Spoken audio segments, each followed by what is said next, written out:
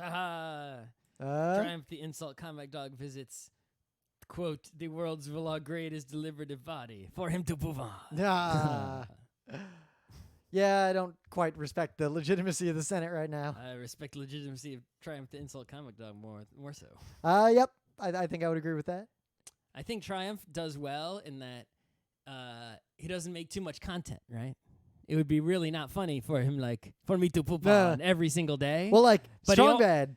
Strong Bad was great. Strong Bad is really similar to Triumph. Yeah. But it's like... You get too much Strong Bad, you kind of burn out on Strong Bad. Triumph or Ask a Ninja. Triumph comes around like once or twice a year.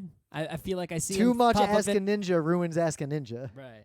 Man, whatever happened to Ask a Ninja guy? I feel like it's just gone. Ask a Ninja. There's no way it's still going. That's a thing I completely forgot. Okay, 2006 seems the last time an Ask a Ninja came up. All right, when did it start, though? Ask a Ninja on Wikipedia.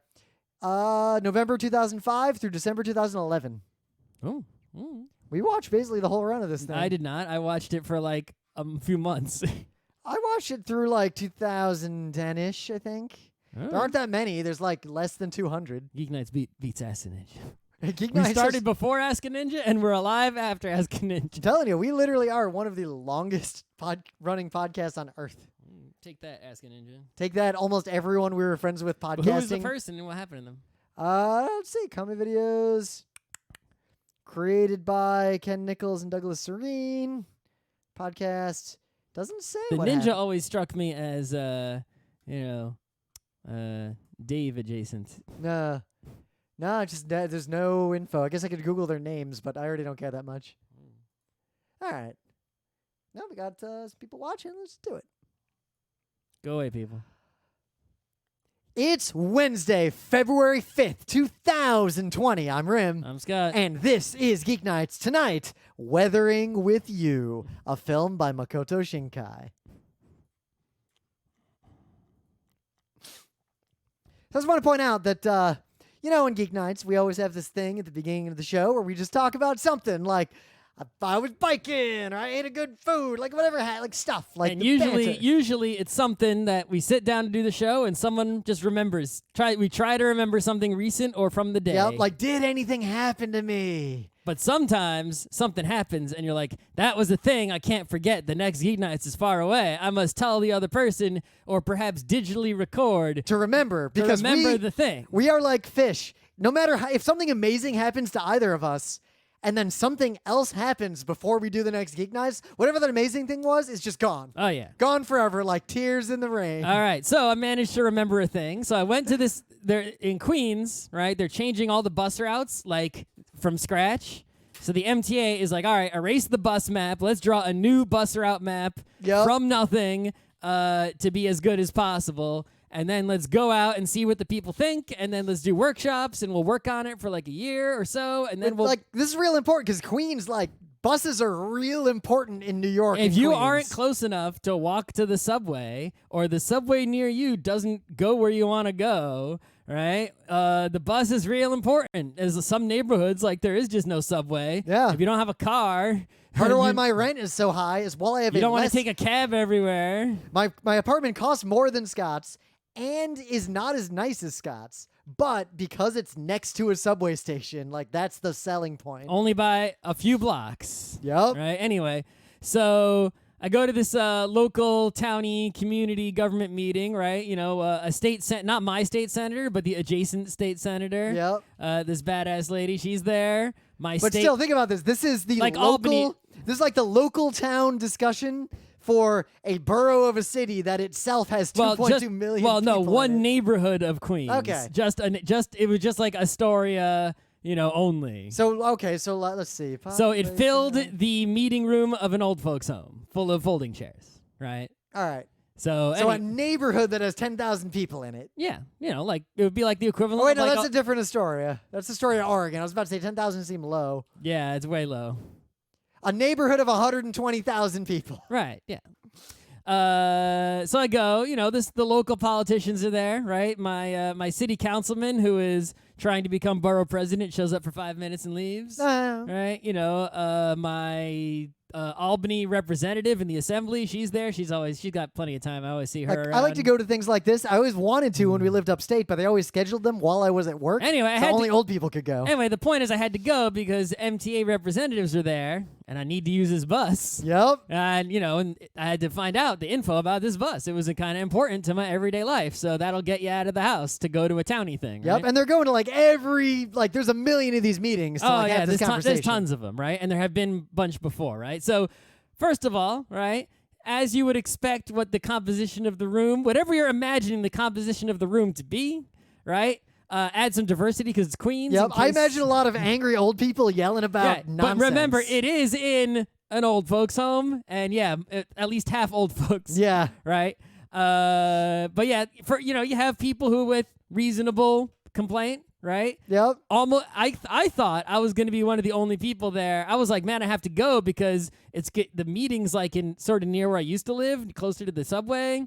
I got to make sure there's some representation from Western Queens because they're taking away this one bus. Yeah, and Western Queens is growing in population from quickly. people near the water, right? They're taking away this bus. I got to go and be like, hey, don't take away this bus, right? Even I care about this bus. Anyway, me, Grim, who hates buses. I don't think you've ever taken the 103 in your life. I think I have. You would need it if you wanted to go to the Astoria ferry, but you just go to the LIC ferry. Anyway. Oh, I'm thinking of the bus that took me to College Point. It's not the 103. I don't know what bus you're talking about. Anyway, so I'm thinking I'm going to be the one to represent that bus, right? And, be like, hey, we got to get to the water. How can I get to the, it's a pain in the ass. My city councilman, the first thing he says is 103, what the hell? And then the MTA guy, before he even starts, he's like, all right, who here is here to complain about the 103? And 90% of the room is he's like, the ridership has been real low. And I'm like, yeah, it's because you doesn't run that often. You only run it that often, so everyone doesn't bother to wait for it. It's it's a induced demand, or the opposite of induced demand, when you make something suck so no one uses it. Yep, which is most mass transit in America has that problem. They make it suck and then no one rides it, but if they made it better, everyone would ride it. Right. So anyway, so the funny comment number one that I heard at least 2 or 3 times was angry, somewhat angry, really upset and frustrated person be like, you guys, how can you put this on us? Changing all the bus routes we depend on. You don't come to the community. It's like they're literally coming to the community, right? This is them coming to the community. Yeah. They already said this is like a draft, and this won't happen this year, and might not even happen next year, and they're still working on it. And here they are to hear what you have to say of their just first draft, and they explained how they came up with it. Trying to make buses straighter and have less traffic and all that, right? They explained to you the whole thing, and they're here to hear from you, and people are like, how come you don't come and hear from us? It's okay. Multiple people said that. This is why I don't trust people, and in general. And those are people who go to a community meeting. 100% of that room was voting. Yep. For sure. So, yeah. Anyway, the one comment that was just I could not ignore that makes it opening bit worthy was some crazy dude, right? This crazy dude was recording the meeting on his iPad. Whoa, okay. Right? It's an important meeting on his iPad, right? He's recording everything. Well, he's making his kill list probably. I don't know what this guy's doing. So he's like, I've been to all these meetings. This guy's going around to MTA meetings, all of them, apparently. I mean, I could see myself doing that. And he I'm says, mad how about the come you don't MTA? answer the question, right, that we all want answered? He's like, you never answer us. And I'm like, us who? Yep. Speak for yourself, bro. Right? The royal us.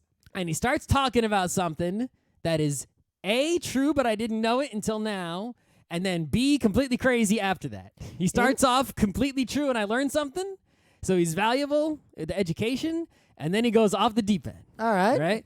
So he starts, and he talks about when Bloomberg conglomerated the buses, and I'm like, what? So we always talk about how the subway has the IRT, used to be the IRT and the BMD, all these private, and the independent line. Right. The buses used to be all private buses. Now, and they were not combined into the MTA until Bloomberg, 2005, 6, 7. Which is probably another reason why our buses kind of suck. There were buses like Queen's Surface, and they'd said Queen's Surface on them, and that was a bus, and it wasn't a public bus. Also, right? I didn't know this. Some of the buses that still run they just look like a city bus. You get on them, it's a city bus. You use your Metro card. It looks perfect. It looks like it's a public bus in all ways. Is operated by a private bus company. All right.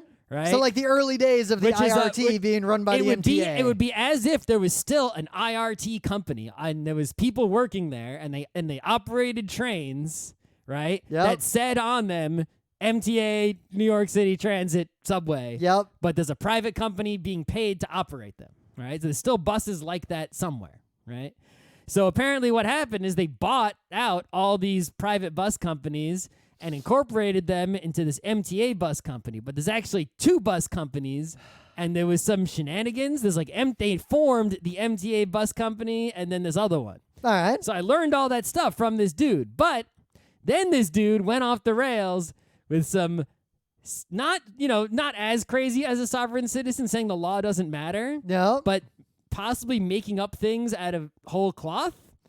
He said... Might just be an RWNJ. I don't know, but he said that when the buses were all combined, right, there was some agreement that they would not remove bus lines or merge them into New York City Transit, and therefore the MTA doesn't have the power to redo all the bus routes, right? It could be sued by the union if the union wanted to sue or something. Okay. And I was like... and then the MTA guy obviously doesn't answer the question. Well, the MTA guy is probably just like waiting, MTA I recognize that. Well, the MTA dude. guy obviously had heard the same guy several times before and is a bus route expert and not a lawyer for the MTA. I'm pretty sure that guy is going to be in Long Island City tonight. They're doing ours tonight. Okay. At 6, I guess it's happening right now. Right. That guy is probably right now at Jacob Reese.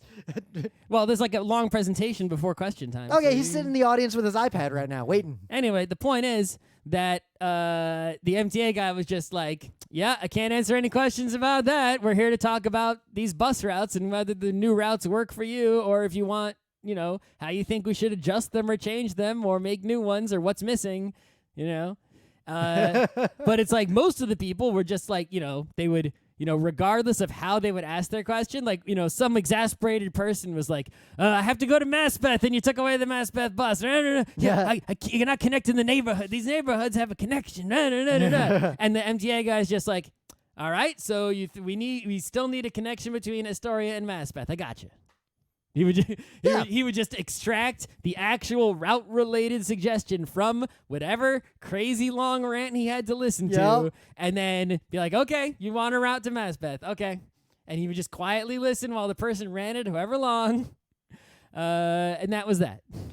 But yeah, crazy dude. No matter what thing is being discussed at the townie meeting, there's always going to be some crazy person. Yep. My few experiences going to town meetings upstate. I did a cursory internet search, and I could find nothing about an agreement not to move or merge. That is very sovereign citizen lines. adjacent. It's always this idea someone who thinks they know some laws. Yep. There's some made up stuff. Well, it's always there's a can't do this and that. Yeah, it's always there is a technicality that is too difficult to explain that therefore undermines the legitimacy of a very legitimate I'll thing. say some magic words. Now the government has to do a thing, right? I did not make joinder with this bus.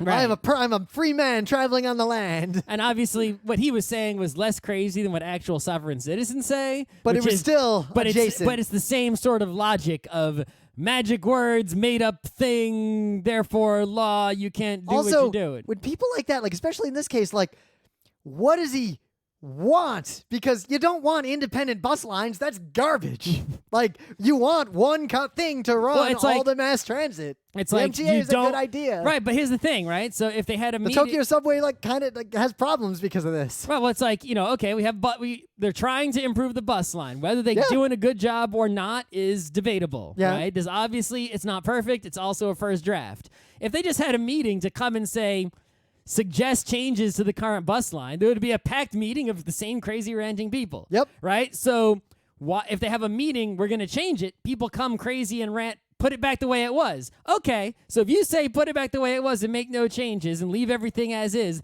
then I expect if we have a meeting on how to change the current bus line, or otherwise we're leaving it the way it is. I expect you to stay home.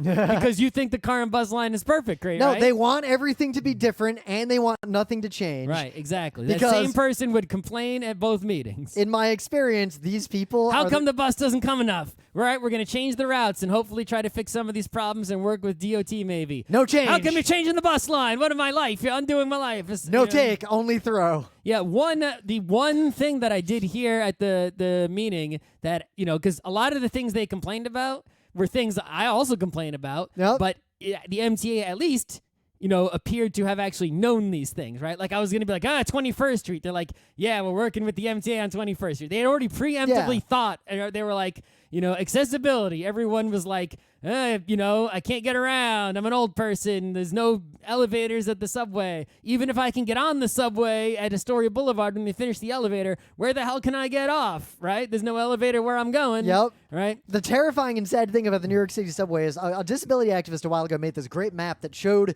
the map of the New York City subway if you're in a wheelchair. Right. And on one hand, it's way sparser than the full subway. Mm-hmm. But on the other hand, that map by itself is a better mass transit system than any other city in America. Yeah, it's still garbage, though. Yeah. But the point is... But we need some billions from upstate. One thing a lot of people complained about that the MTA did not take into consideration and didn't have they didn't have like a response to that, right? When people were like accessibility, they were like, yeah, no.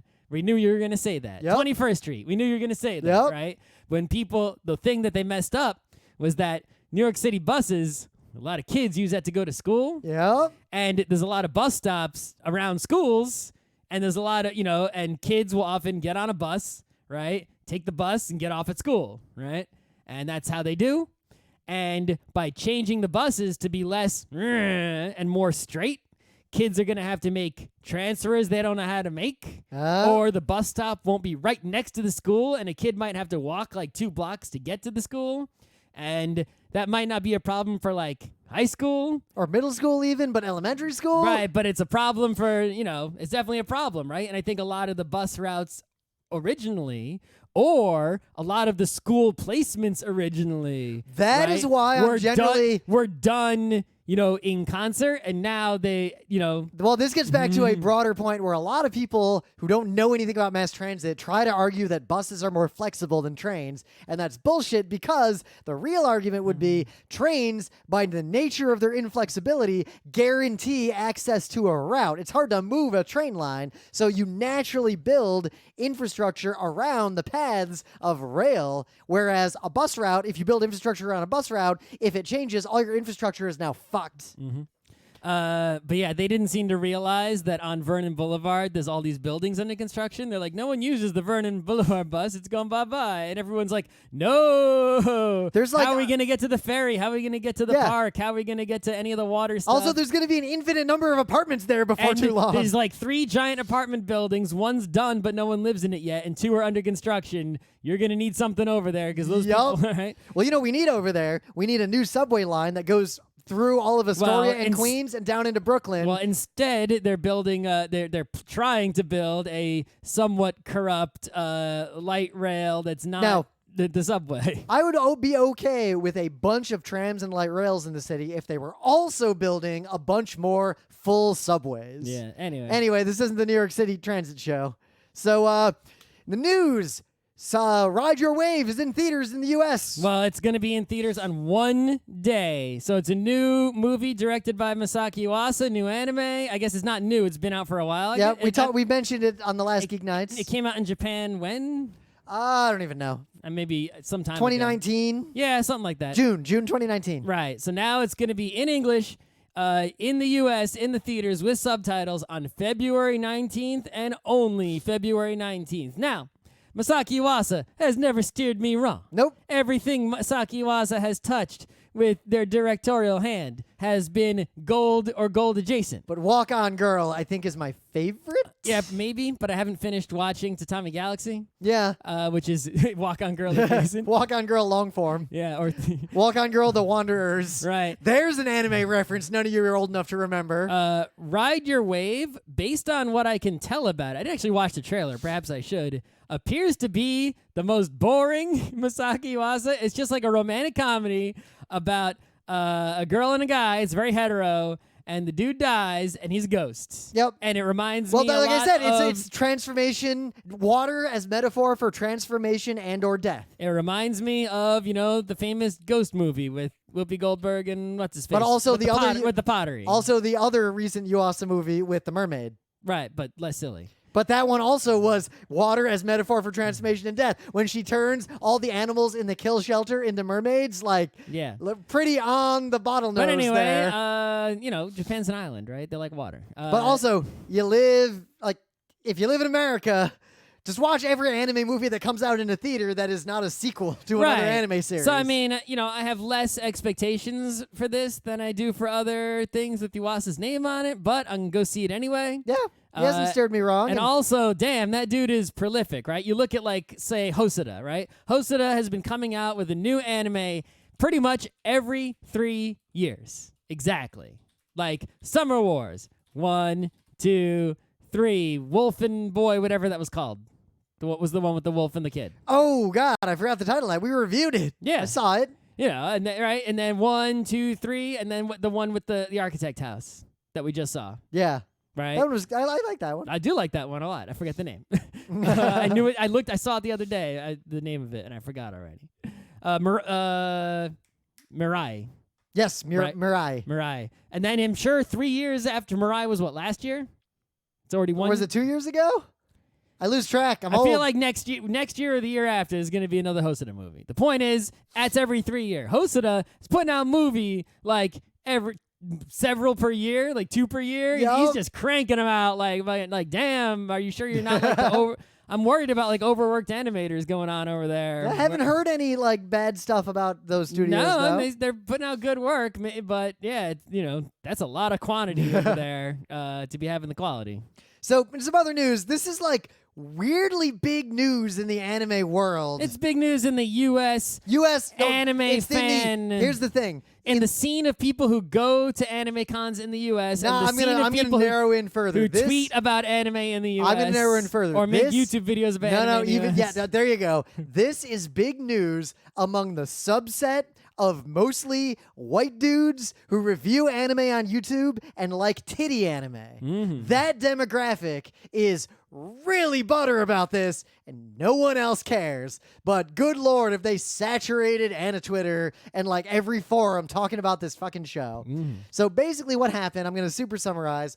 There is this garbage porn manga called Interspecies Reviewers. Now, I'm not saying that And you can guess from the title exactly what the fuck it's about, and you would be exactly right what it's about. Yeah, so there's been a lot of Monster Girl type anime content lately. Oh, yeah. Of varying levels of quality. But this is literally they go around fucking different the plot is, species and they review how good Yeah. each species is at fucking. You go around and fuck the cat girl. Oh and man, then the elf. Lamey is great. Cat girl's not But great. here's the thing. So this show, all those other Monster Girl shows, the one you're all thinking of, God, I don't know the names of any of these shows. The one with the lamia, the red lamia girl. That's the one everyone knows. No. That's the first one that kind of made it big.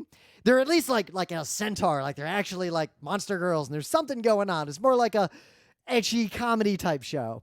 This is just porn. Okay. And But it's not hentai. It's not. It kind of is just hentai. I heard that it was basically on the borderline where it's not actually If it's on the border, it is the border. Right. It is a razor's edge. But it's not just completely explicit. We're showing everything, right? This is way past Elven Bride, that level of ecchi hentai comedy into but here's the other thing. I read a bunch of reviews about it to see what the deal was, because apparently it's not even good. No one who knows anything thinks this show is good. All the reviews say it's kind of a garbage, low-effort show with ridiculous, big-tittied anime girl nonsense.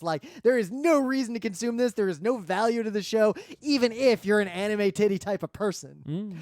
But right, I'm sure, it's on the one hand, right? It's like imagine anime titties the size, like double the size of basketballs. Right. Like it's that level of absurd crap. Right. Well, I mean, it's not a good show. So if someone comes and says this is a good show, that I cannot respect, right? But if someone is just like, yeah, it's bad, but that's my fetish, I'm like, all right, you do you, bro, right? Yeah. But at the same time, if that is your fetish, wouldn't there be better things that are the same fetish? Yeah. Like, look, there Right? are way better hentai. Like if you're into there are way better monster girl shows. right, if you're into monster girls, aren't there hotter, better monster girl things to fap to than this one?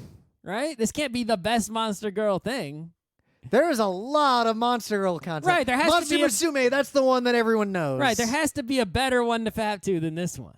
Right? Yeah, that one. That's But the anyway- one everyone knows. Anyway, so what happened with this perverted show? So Funimation picked this show up. Did and they started, not know what it was? I don't know. They picked it up and they started dubbing it. They were Right, giving it a I dub. heard that they were gonna dub it, and I'm like, man, you got to know what the show is if you're gonna invest in dubbing and not just subbing. Yeah. So they got a couple episodes in, and then they immediately announced that they were going to cease dubbing it, and it's not coming out anymore. And they issued a very simple statement, quote, "After careful consideration, we determined that this series falls outside of our standards. We have the utmost respect for our creators, so rather than substantially altering the content, we felt taking it down was the more respectful choice." Right? Maybe what happened is they knew, okay, this is gonna be one of those kind of shows, and Like they thought pervy, but right. not over the and line. they had done shows like that before, but then when they were actually started working on it, it's like episode 1, episode 2, and then like they were doing it as it came out. And then once they actually saw episode 3, they were like, "Oh, this goes over the line for us." Yep, or maybe- we yep. thought it was just the regular old normal, ecchi kind of stuff. This go too far. Yep. We're gonna stop doing this now. So I see a lot of angry weebs who are all in the demographic we described before, which is an almost perfect overlap with the demographic of people at anime cons who wear that stupid ahego shirt, which is a giant sign that Ahego. says, "Please avoid me under all circumstances."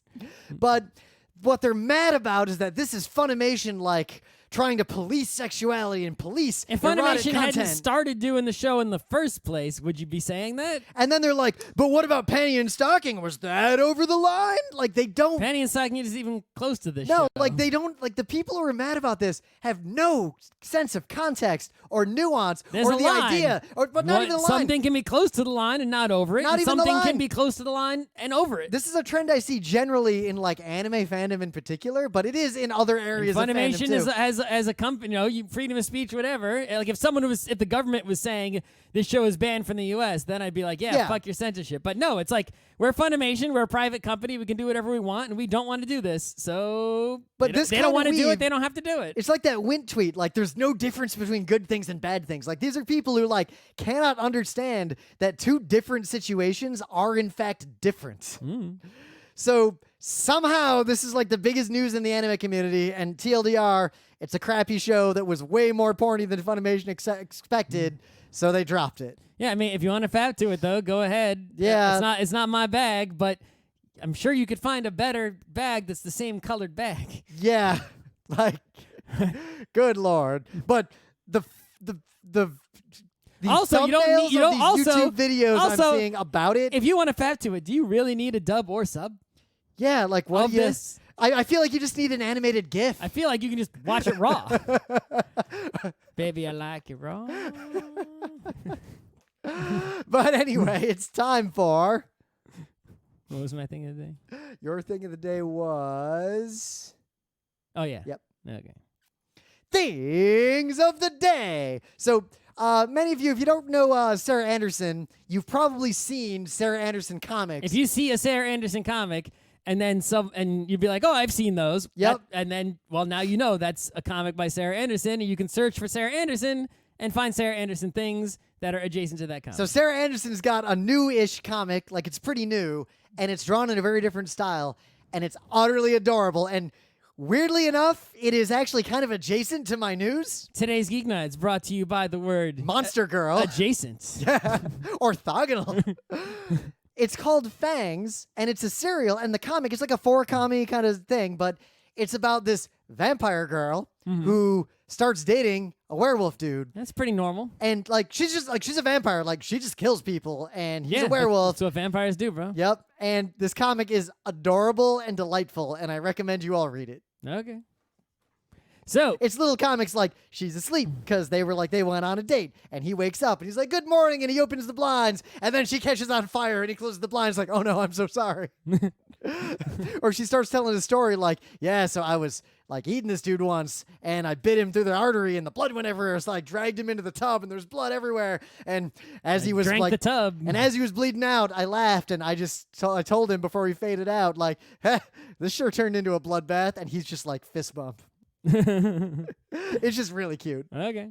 So what do you got? So there was a movie that came out, live action movie called Parasite. You may have heard of it. It's a pretty big deal. I haven't seen it yet. I plan to. It's a Korean movie. It is a great movie, in my I opinion. pointedly avoided. Like, I literally don't know what it's about, and I'm avoiding. It's about finding capitalism. Out. Yeah, I've heard that, and That's I'm all you avoiding. need. That's it. I spoiled the whole movie. I don't want to know anything else about it until I see it. There's nothing else to know. I mean, I went into Walk On Girl, the Night Is Yet Long, not even knowing like what it was about I in didn't any know. capacity. Whatever. I don't think spoilers can ruin Parasite's greatness. The point is, if you haven't seen it, go see it. Unlike Rim, who hasn't. I plan to. But the director and also the actor of the main-ish character, right, are here in this YouTube video on Vanity Fair's YouTube channel. Yep. Right, and what they're doing is they're breaking down in great detail the first scene of the movie. Ooh, I love biz like that. And they really break it down. It is quite fascinating, on many levels, right? They're talking about the metaphor of the things that are happening. They talk about the actual, making of, oh, yeah, in this scene, this was all real, and the stuff back there was made by graphic, VFX, right? The soundstage ends about here, and this is where the CG starts, right? Ooh, I love It's videos like that. You're getting all these different details from all these different angles, right? The stories of the experience of, how it was filming this scene, or talking about the other actors and all this kind of. So if you've seen the movie, you can come and watch this and also go around YouTube and other places looking for other, because this isn't usually a lot of times the commentary on DVDs or extras or whatever it is these days, wherever you get extras these days in the days of digital. I just always think back to Ikuhara's commentary on the Utena movie. Right. They vary wildly in quality and content,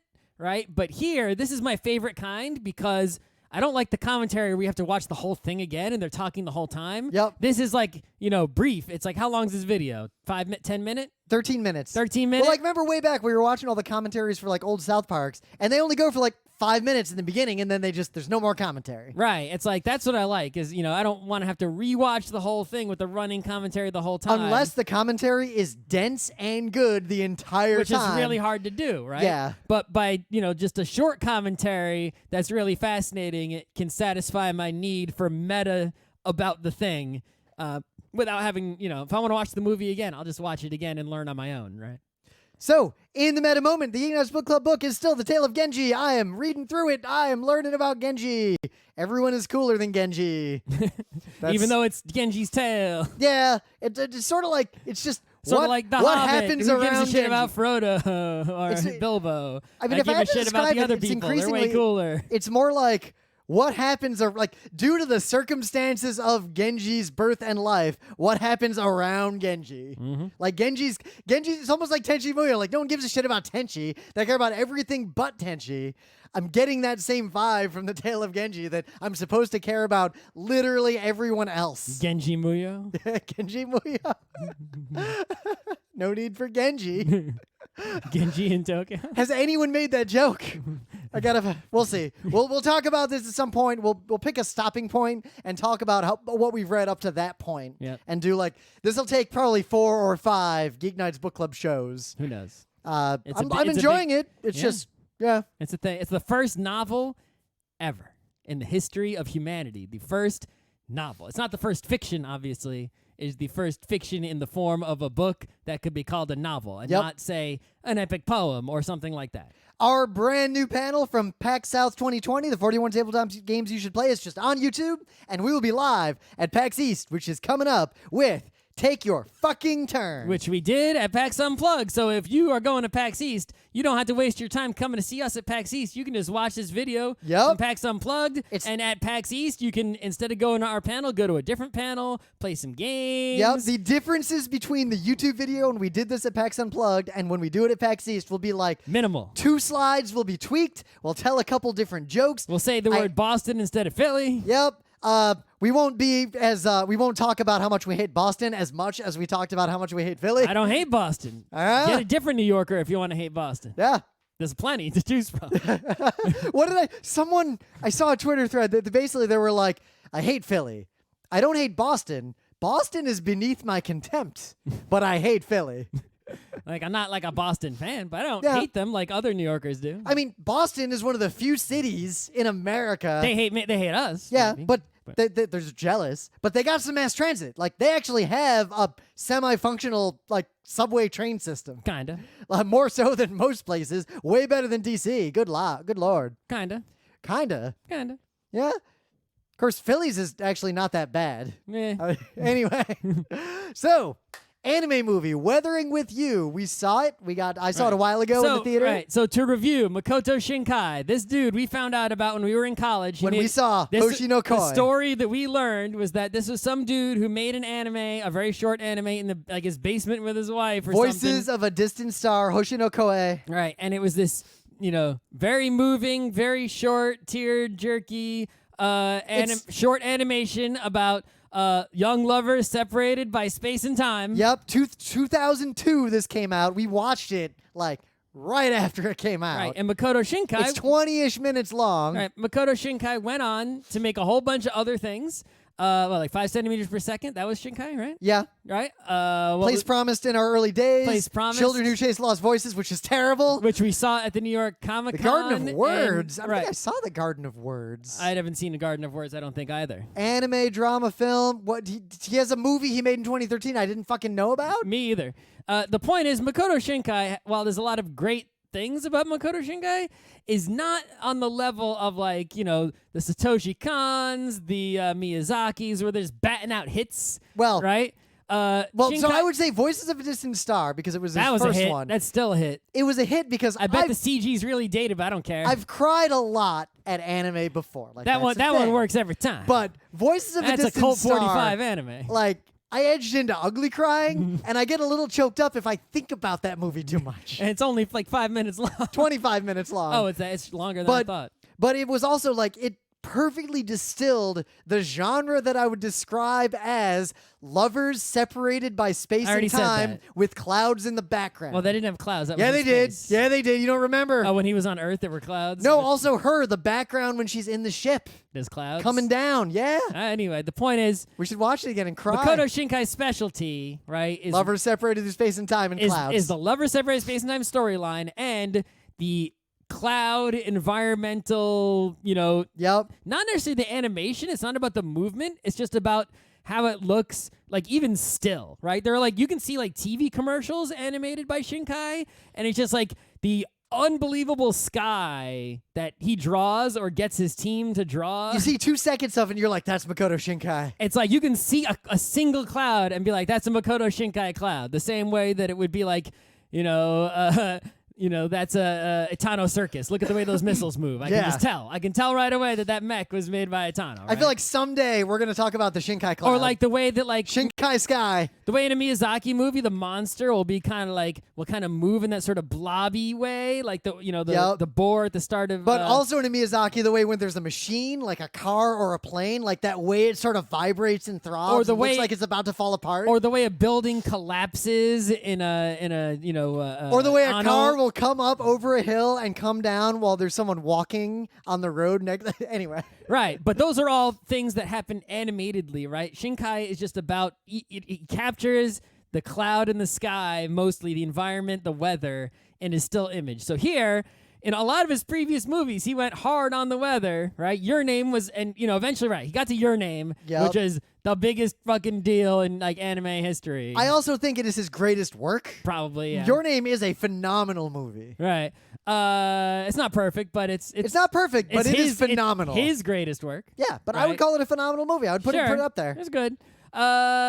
So then it's like follow up to your name. Here I go, Weathering with You. Literally about skies and weather. I got to give you credit.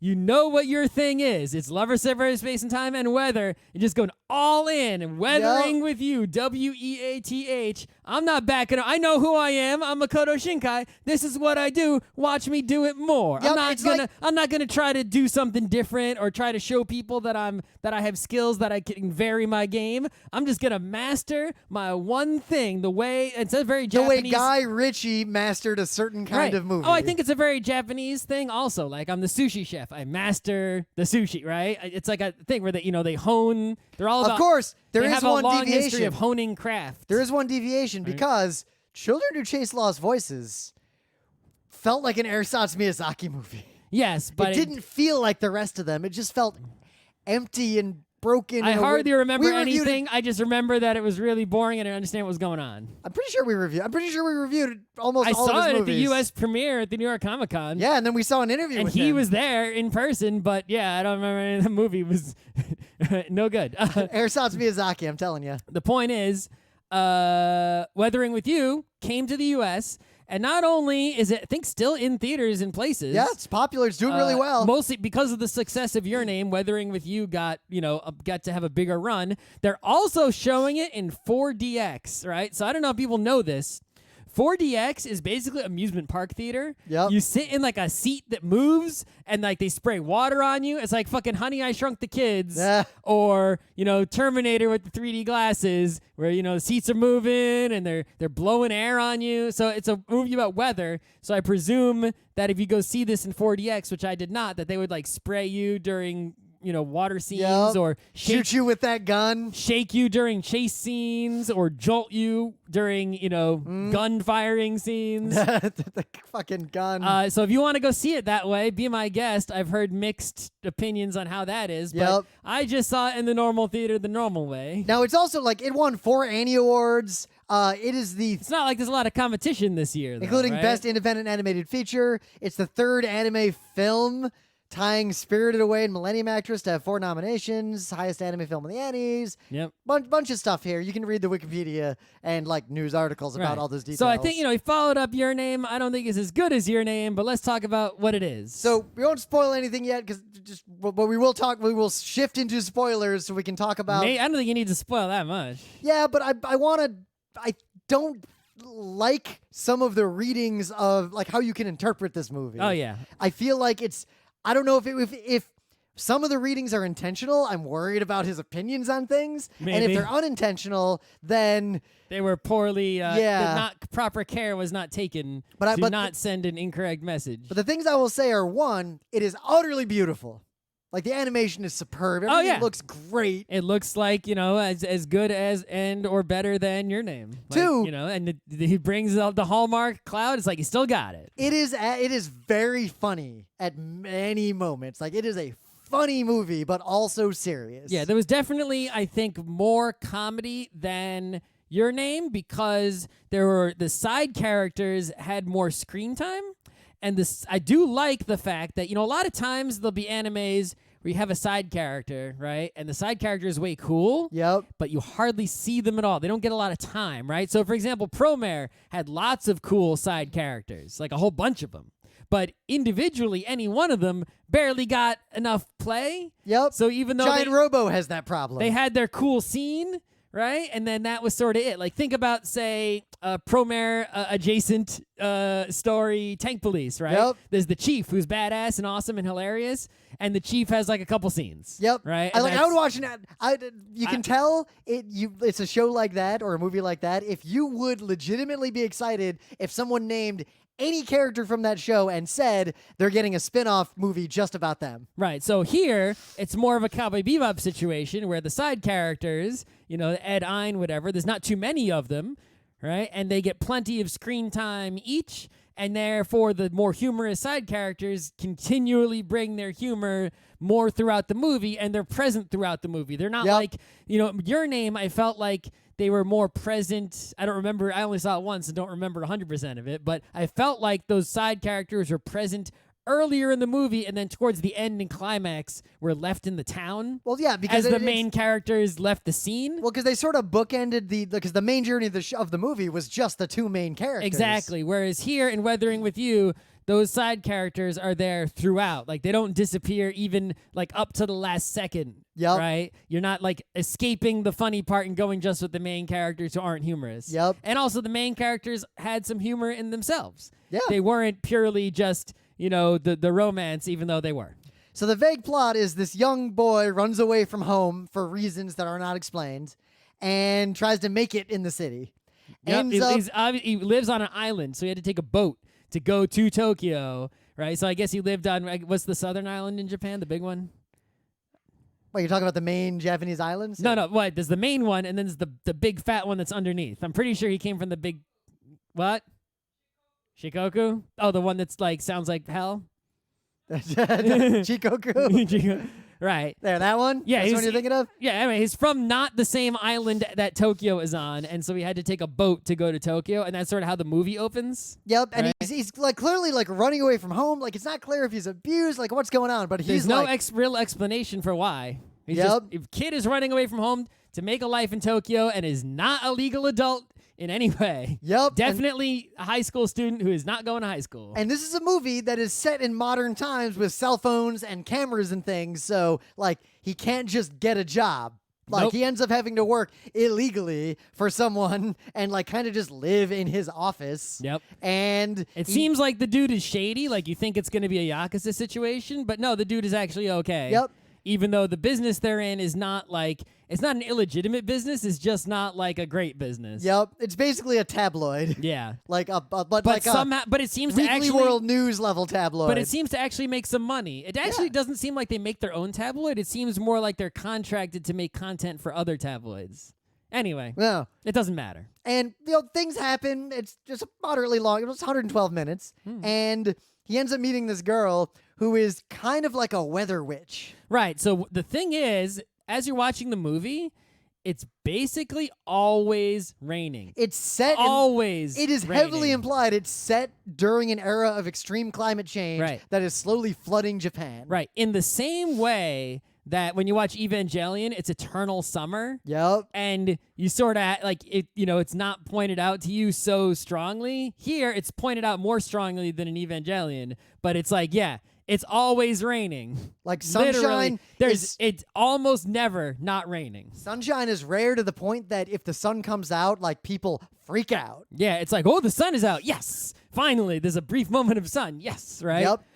It's not like unusual. People haven't forgotten the sun. It's just sort of like, yeah, it started raining a while ago, and it really hasn't stopped in a long ass time. And this is so And if it's not raining, it's still gray and drizzly and meh. This is so pervasive and such an integral part of like the theme and everything about But this also, movie. it gives him a chance to flex his cloud because Yep. the strong visual contrast between the constant gloominess and, all right, I'm going to put a meaningful scene. I could just open up the clouds and get, boom, instant contrast visually, instant meaning. And right, it's so easy. And he's making like that plot and that, visual motif also the thing that he is the best at. Right, all Yep. in one go. It's like, aha, I have craft. It's like, I'm really good at this thing. Let me write a plot that makes being good at that thing really use, right? Yep. So this girl, It's like making a sheath to fit your sword. so basically this girl he meets, who's a little, it seems to be a little bit older than him and kind of has her act together. She can summon sunlight.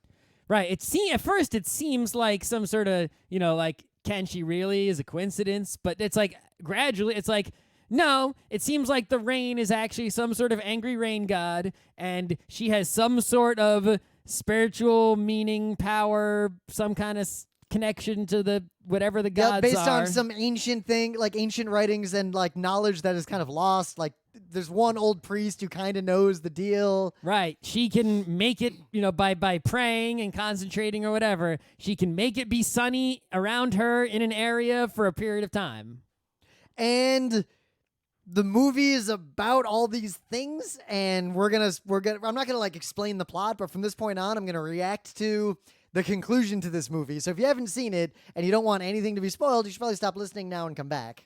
Yeah, but the conclusion you should draw is that you should go see it. It's okay. Don't expect it to be like the best thing you've ever seen, but it ain't bad, and it's Yep. worth going to the theater. But I am bothered by some of the apparent morals and themes of this movie. Yeah. All right. So what are the morals and themes of this movie that bother us? So on one hand, I mean, the plot, and again, spoilers, once you find out that that girl who seems so together is actually like really young and like kind of in the same boat as the kid, and Well, she didn't run away. Her parents died. Yep, but and then she tried to make it on her own Yep. without the authorities because they would separate her from her brother. But he like doesn't have his act together and has all this baggage that's out in front, and he sees her as very competent and stable relative to him. Right, well, because she's taking care of a brother. Like, Yep. she sort of does have some shit together. But the big reveal is that she has her own like equivalent level of baggage. Yep. And the two of them together, the title, Weathering with You or Weathering You,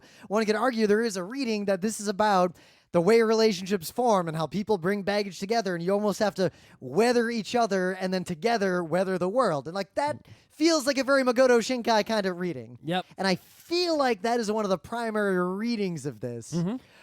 But it's set in an era of climate change. And Right, if this came out even 10 years ago, you would never do the climate change reading of this, right? Ever. but But because it comes out in 2020, you have to.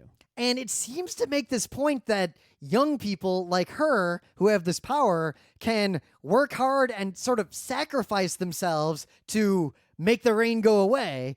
But the moral of the movie almost seems to be children should not try to do that. Don't throw your life away trying to save the world. Just weather the world that will come. You are children. It's not your fault. Right, so basically... Give up. Right. So what they're trying to do is they make this illusion that, yeah, way back in the ancient times, they would like sacrifice the local witch, to the gods to appease them, and that would make the rain go away, right? Yep. But they haven't done that in a long time because we don't do that shit anymore, Yep. right? And she just happens to be the weather witch, so they could sacrifice her to the god and make it the sun come back. In the same way that the youth of the world could sacrifice their childhood to like actively fight for climate reform. Right. And then in the end, the main character dude, chooses to not have his love separated by space and time. Yep. And bring her back and make it rain forever. And then what they illustrate is a world where the rain continues nonstop, pretty much. And Japan like starts getting destroyed. And, like Ja- it and like ends. Tokyo is like sinking, like a lot of it, like Akira situation. Yeah, it fast forward. Time skips to the future. They come back together. A and few years Japan is, later. like the world is approaching ruin. Right. The world is approaching. Like, you look and they show you a picture of like most of Tokyo underwater, and then they show you people like adapting to it and just getting along just fine. The dude who was in a tabloid office underneath the building is now in a much better office. Because he also grew up. I'll get to that third reading about like growing up, which is Right, also yeah, there. he got his family back together. It's like, okay, he finished high school, he got it done, and then he went back to Tokyo and met the girl again, and now they're happy, they're together. But this moral of like, you can weather the storm, the world will change, just try to adapt to it. Fuck that noise. Right. It's like, are you trying to say that the climate, like if New York flooded the way Tokyo flooded in that image, that we would be able to just deal with it and there wouldn't be a global catastrophe that results in like, riots, global emergency, disease, war, famine, etc.? Yeah, it definitely portrays a world where people adapt to this. It's not something you can, like, he shows modern Western society continuing and thriving and adapting to a great catastrophe. It's like, bro, that's not how it's gonna go. Nope. That's not how it's gonna be. And if Tokyo sinks that much, Japan is boned. and my real worry is that no food.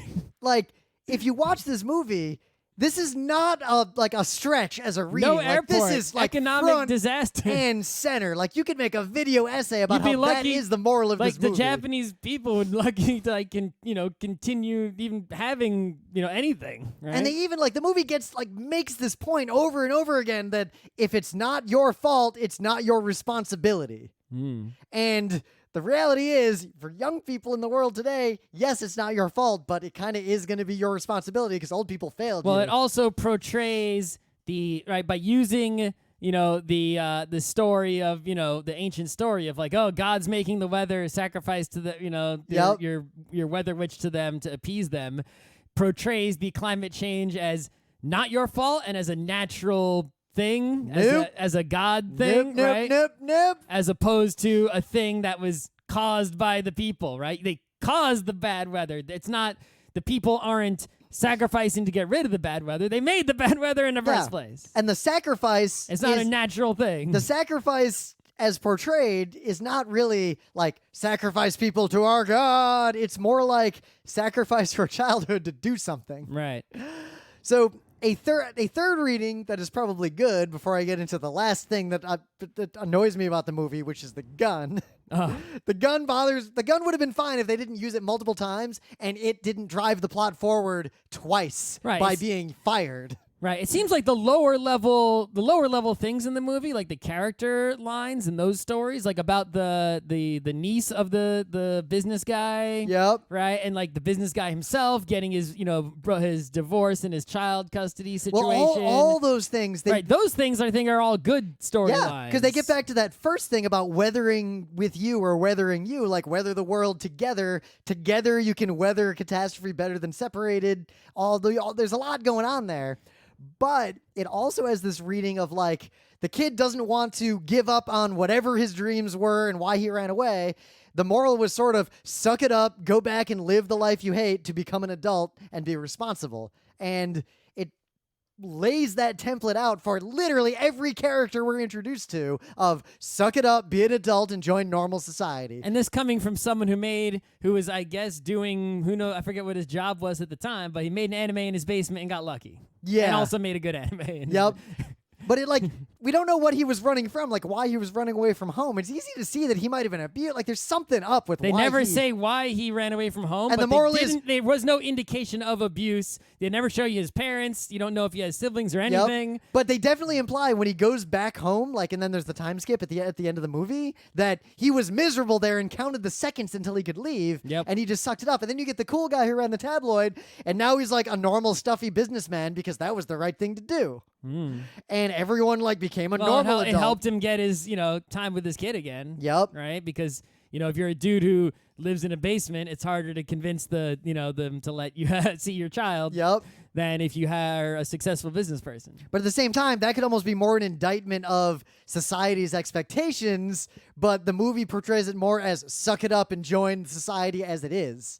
Which leads back into another bad interpretation that it almost has this undercurrent of you've got to not stand out or buck the system so that you can have harmony together to weather the world around you. And I don't Which I think is, and that's the thing, is that lesson is fine in some contexts, but not in the context of a global catastrophe. Yeah. Right? So the putting them both together like that is the real problem. Yeah. Right? If it was something else besides climate change that you showed, right, it could have worked, right? But not climate change. And they almost could have gotten away with this. Like the movie could have gotten away with it, except that it portrays a sunken and ruined Tokyo, and yet everyone's just totally fine. Right. It's like people have adapted. They're using boats and they're wearing long boots. They got their umbrellas out all the time. They're dealing with it. Yep. Life is going on. The economy's not ruined. Somehow everyone still has food. Somehow the electricity still works. Even though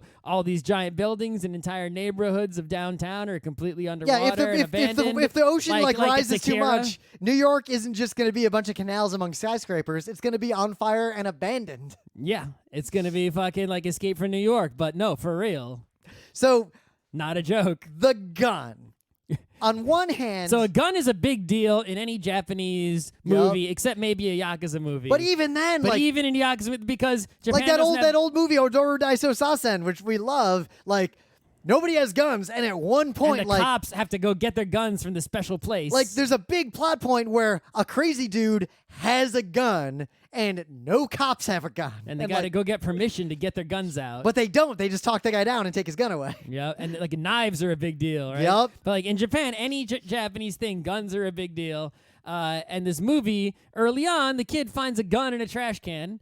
And outside of a strip club or a whorehouse. Right, and it's basically what some Yakuza guy dumped it there, right? And the Yep. kid, by random chance, finds it and has it, keeps And then, it. but right then, he basically gets attacked by a pimp, and because he has this gun, he pulls it out and shoots at the pimp, At the into the air. which scares the pimp away. Right. And that Well, drives. and then he, Now, fine, that drives some of the plot. Now there's a reason for the police to be looking for him, which escalates the tension. right, Like, he abandons the gun in this building. yep, like he leaves it somewhere. Right. And like, the building is sort of like the central building in the movie. It reminds me of the building in the Matrix that they go back yeah, to. I got that same impression. The Heart of the City Hotel in the Matrix, right? Yep. And they keep going back to that same place, right? This is that same thing. There's a building with a little shrine to the weather god on the roof. But also, it's an abandoned building Right, it's that looks like it was ruined by the flooding. Right, it's the plot place, and they keep going back to it. Right, so the gun is at an early scene. He abandons the gun there, and then very late in the movie,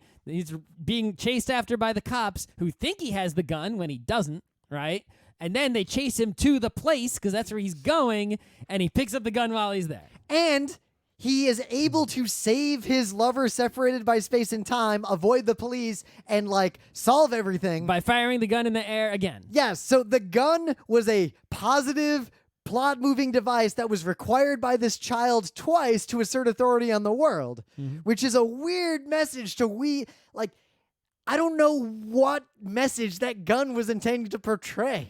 Yeah, I don't know. Like, the kid gets to wield the authority of an adult twice, and it saves him Right. both times. I mean, you can it's see- positive both times. Right, you can see this connection, right? You can see the impact of a gun in a Japanese setting, in a Japanese movie to a Japanese audience. And it's awesome. It right? saves his life. Right, you can see the impact of the scene. You can line both scenes up together and see Yep. how they're similar, but I can't understand like what the meaning is. Yeah, because Right? if the meaning is You could like, have done something else in a chase scene or if the meaning edges back into like Utena, you can't have something with that big an impact that has no meaning. like Shoujo Kakamei Utena kind of gets into that with the idea of like adults have a power to wield over the world that children don't, but children can sometimes acquire the tools of adults and wield that power in a local context. Like there's a way to look into this.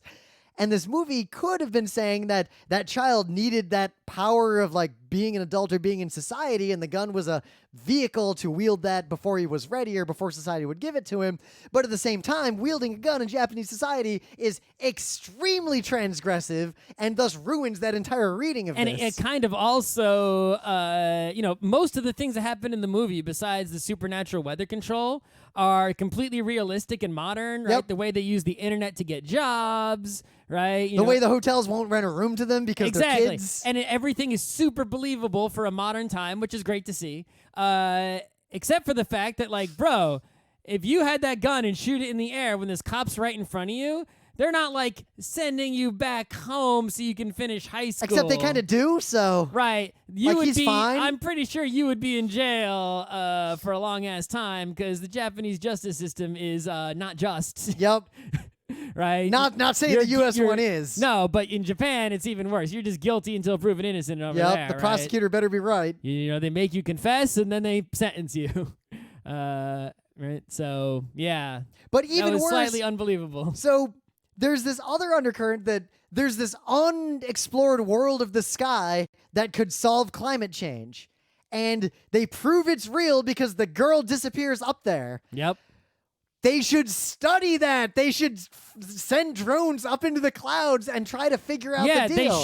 they clearly show like the turtle rain god a couple times. and the movie almost makes this point and of only this don't try to solve the problem. Right, this weather priest it. guy clearly knows everything that's up because he's a priest dude. Yeah. And these kids know this is absolutely a real thing, and we could solve it by sacrificing our friend. Okay, we've decided not to do that. Or let's fly up there and Right, and it's investigate like- these skyfish that are Right. slowly and eating it's the girl. It's like, all right, well, you're not going to try anything to make it not rain and say, well, I guess if society's not ruined, you wouldn't care about trying. Yep. Right? But it's unrealistic that the society would not be ruined. And I guess, like, in conclusion, just because I'm hungry and I think I'm done with the show here, all this combined left me very, like, unsatisfied and unsettled after this movie. Like, after it ended, I just felt conflicted. Yeah, I mean, there were definitely like There were great moments, like the there little were kid, parts and the kid who's characters. dating every girl in his school, Oh, and then yeah. the girls help him escape from the like that was awesome. Right. There's parts and there's characters that are totally awesome. There's a lot of stuff that's in here that's like really great and like it feel like parts of a great anime, but then that overall picture, right, and message when you zoom out is like, eh. Yeah, like it edges into problematic to a point that I'm kind of mad about. It's like the you movie. edited parts of a great anime movie, to make an overall picture that doesn't work, Yeah, right? So that's what that is. like, You get to see plenty of Shinkai clouds, though. Yep. Expect more Shinkai soon, I guess. but 'cause like if I had he to made a lot rank of money, he's gonna keep making more. in terms of the list of movies here that he's known for, like if I had to rank them, I mean, Your Name is the best one from every angle I could look at it. Yeah, I actually think The Place Promised in Our Early Days is his second best work. I agree with that. And then Voices of a Distant Star, and then Children Who Chase Lost. I mean, we reviewed it. You can listen to our old review of Children Who Chase Lost Voices. It's deeply Because I don't flawed. remember anything, so you have to go. The one you have to go interesting thing ask it had- past Scott, who saw the movie recently, to get information. But Weathering with You reminds me of Children Who Chase Lost Voices in one very specific way. Well, but the thing is, whether I disagree or don't, or find some parts of Weathering with You like distasteful, I can't say it's a bad, boring, not good movie like It's Children worth Who Chase seeing. Lost Voices. Yeah, but Children Who Chase Lost Voices left me feeling very empty afterward. Like I didn't feel anything about the movie. But I didn't feel anything during the movie. I couldn't tell you the name of I couldn't even tell you a character. But during the movie, it was almost like an inverted Castle in the Sky, in that it almost portrayed like a broken down Lopita type world. Yeah, like, everything's just broken down and hollow. I was bored and uninterested. Right here, I wasn't. Well, that could be form as function, like Skycrawlers, which you loved, which is boring on purpose to make you start to fall asleep. That's a different kind of boring. That is form as function. That is boring